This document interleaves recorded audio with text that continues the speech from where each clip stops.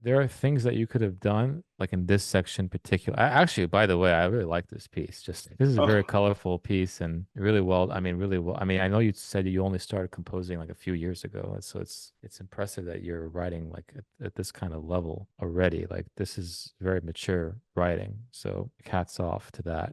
But just to go deep into what we're doing here, if we go we zoom in here, right, to this pattern, and if we go down to what the violas are doing, if you want to hear this like really clearly, like we get this pattern and we get what's going on here. You could even like just for a moment put a little rest there everywhere. Like we don't need to hear these six this we don't need to hear this conflicting rhythm here. We don't need to hear these guys playing for like, we can get rid of these two quarter notes. We can even get rid of this G momentarily and sneak it back in with maybe with this G. And that way, like this would sing on that first beat. You would give it a chance to have its own life, and then you bring back the rest.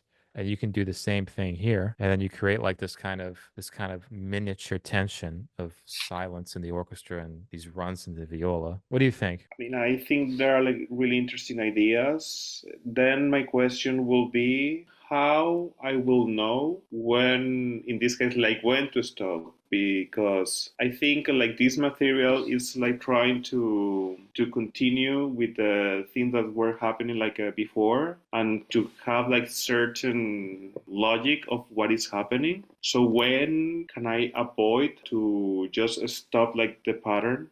I have like some difficulties to just let the music go in terms of stop using like certain part patterns, for example. My perception was I didn't feel like you needed to do something different. Like it felt like you were still spinning out the ideas. But in this way, it's just like specifically in this detail that I have, like especially with balance, Yeah. because I can just like deconstruct and use like not the whole thing, like Hmm. as you mentioned, just like a pointing out like certain like things happening at the same time, because I didn't thought about this until you mentioned. There seems to be certain instruments that you're relegating certain roles throughout. Like, Yeah, for example, you always have you mostly have the horns in this background thing. yeah, Same with the trumpets. I mean, you have them doing the melodies a little bit at the end. The strings are always in a similar role. Like the cellos and the violas are always in this background. So that would be like one thing. Like you can really spin this out a lot more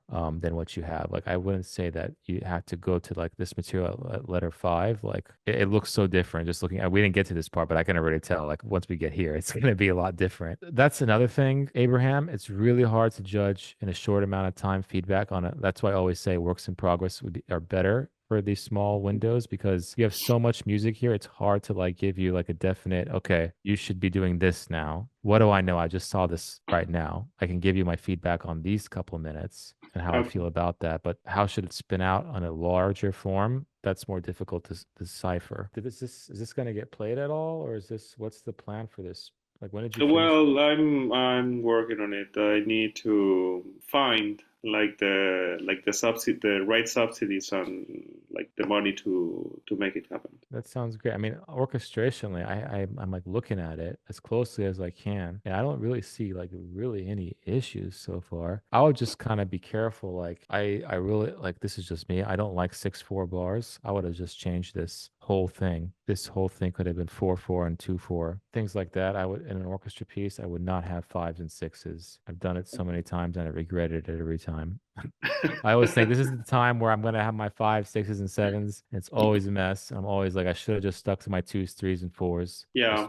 Just really stubborn. So I'm letting you know. Just take out the sixes. But the string writing looks good. Like you like this unison thing here. Like I mean, not unison, but like two T thing. Really, Yeah. really nice. Like this is a great moment here, and then it splits off. This is really good string writing right here. The brass writing here, I would just be careful about this horn writing. I don't know if it depends how good your horn players are, but I mean, definitely trumpets and trombones can do that. I just haven't had great luck with Horns. reliable horn players, even in professional orchestras. I would be careful about this stuff. I mean, you're a clarinet player, so I'm kind of surprised to see this. I would have dovetailed this a bit more. You wouldn't really necessarily see a part like this in a clarinet part, would you? I mean, you gave the clarinet part a kind of easy line to play. You gave him a lot of breaks, but then the flute part you didn't. You just said, I'm exaggerating, but you see what I'm saying here? Yeah. Yeah. Yeah, it would have been nice to give them some dovetailing between those two. That would have helped between those two Okay. lines. Yeah, like you did it here between the flutes and the oboes. You have some dovetailing going on, but you don't do it here in the flutes. There's really small orchestration things, but I don't really see any major issues. I'm going off of a sample size of a few pages, but usually that gives me a good indication that if you know what you're doing or not.